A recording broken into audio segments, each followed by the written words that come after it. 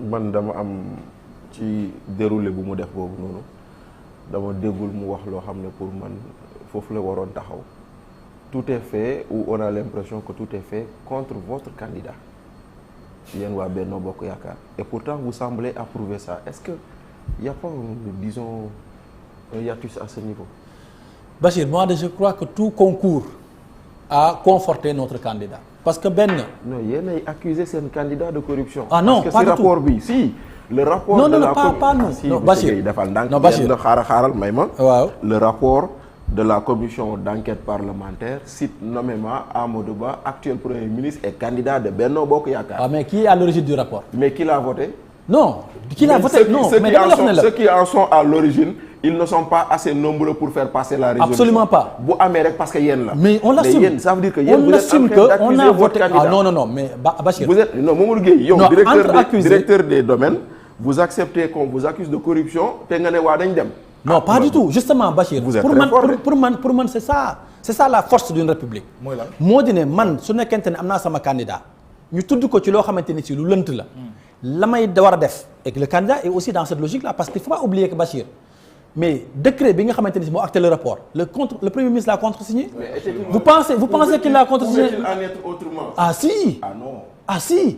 Parce que non il est non le premier. Juridiquement en être autrement. Oh, Les que décrets si. du président sont contresignés par le président. Mais ça par le premier ministre. non c'est le principe mais le premier ministre a toute la latitude en toute responsabilité de dire que je ne contresigne pas. Absolument. Mais s'il ne contresigne pas, ça veut dire qu'il est viré.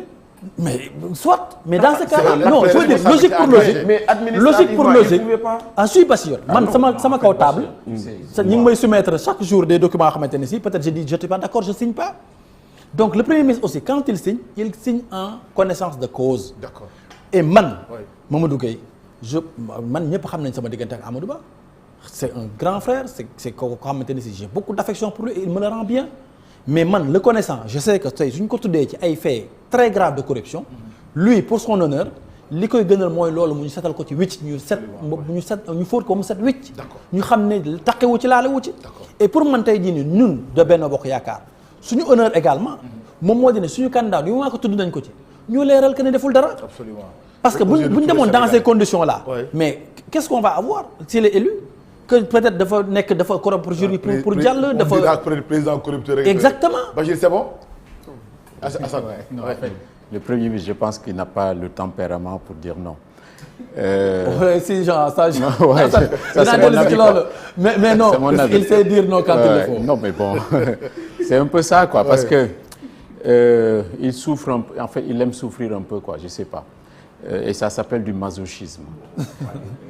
Non, mais bon, entre guillemets. D'accord. Léegi, man en fait, la remarque bu ma def mooy que j'ai faite mooy aussi bien le Premier ministre que le Conseil constitutionnel ont été nommés par le président de la République. Il faut chercher l'erreur.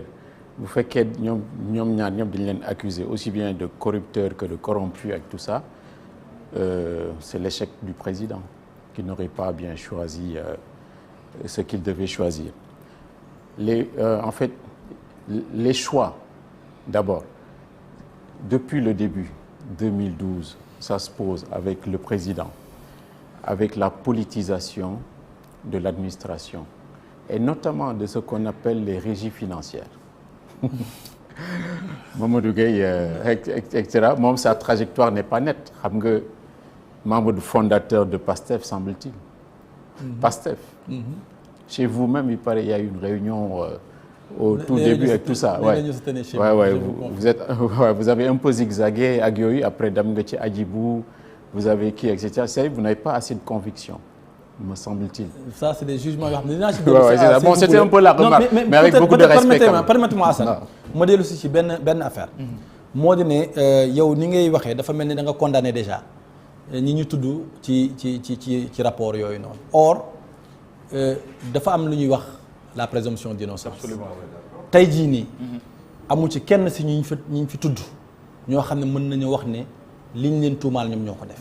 jusqu'à ce que ñu établir de façon formelle que ne lii nii preuve baa ngi nii diw moo corrompre diw fait de corruption présumé la ñuy wax. loolu c'est ça non Bachir bu ma ko di nga dellu si beneen bi moom mooy Assane man mes convictions politiques xëy na plateau bi mën na permettre ñu discuter ci si vous voulez et vraiment je suis très à l'aise pour en discuter jàpp naa ne amuma benn yoon boo xamante ni si dans mes convictions vi zigzagué naa Sénégal moom moo ma ñor et ma conviction profonde bi ñuy sos Pastef loolu moom moo ma motivé woon bi ma ciy génn aussi je suis sorti courageusement parce que trajectoire bi ma gisoon méngoowul ak man samay convictions politiques et ça je le dis biñ commencé di nga xamante ni suñu ce qui a fait aujourd'hui xëy na sax peut-être le succès de Pastef c'était peut-être ay fait de délation de vraiment tudd ay tour et cetera c'est là où j'ai dit mais stop ça c'était pas man li sama vocation bi taxoon ma dugg ci lii et là j'ai tracé ma voie j'ai créé un parti politique ñu am suñu récépissé en 2017 ñu dem élection nationale élection législative yi ñu bokk ci ak suñu propre bannière en 2019 on a fait le choix du candidat Hadjibou Soumaré qui a été recalé au parrainage président Macky Sall woo ñu convaincre ñu ànd ak moom sur une base programmatique. D'accord. loolu la ñu ànd ak moom et ça je peux le défendre aisément. Absolument. et aussi fièrement laay wax ne lii mooy sama trajectoire politique aw ma lu ma ci rougir aw ma lu ma ci bañ. D'accord. c'est mon histoire. Bachir et je l'assume. Oui. Maintenant Bachir kii nga xamante ni si moom mooy président de la République bu tegee ay nit ci ay bànqaas ñooñu ñooy assumer seeni rôle ñooy assumer seeni responsabilités ñooy assumer tout ce qui peut en découler. tey jii dama fauteuil de directeur des domaines j'ai été nommé par le président de la République par décret. Ah, bien sûr. Est-ce que léegi le président va assumer d'éventuelles bêtises yu ma fay def ah mais non s'il en découvre d'ailleurs il a la latitude de me dégommer peut-être la minute qui suit il le fait quel que soit des gens yu muy nommé ñoom ñooy def ay bêtises yoo xamante ni méngoowul ak la taxoon mu nommé woon mais est-ce que loolu dañuy jël responsabilité bi nit ki def ci fauteuil yam ak capacité de signature am ñu imputer ko au président non donc tey jii nii lu mën a xew le président ne peut en aucune manière être entaché. D'accord. parce que moom li mu waroon def na ko fal na ay juge fa mu leen war a fale ak seeni trajectoire juge yooyu ñu fal au conseil constitutionnel ku ci nekk si ñoom am na légitimité toog fa parce que am na vécu bi am na histoire buy tax mu fal am na compétence yi tax mu war a fa mën a nekk leneen lu xew suba nag loolu yoonu président nekk su ko nekk na assumer ses responsabilités.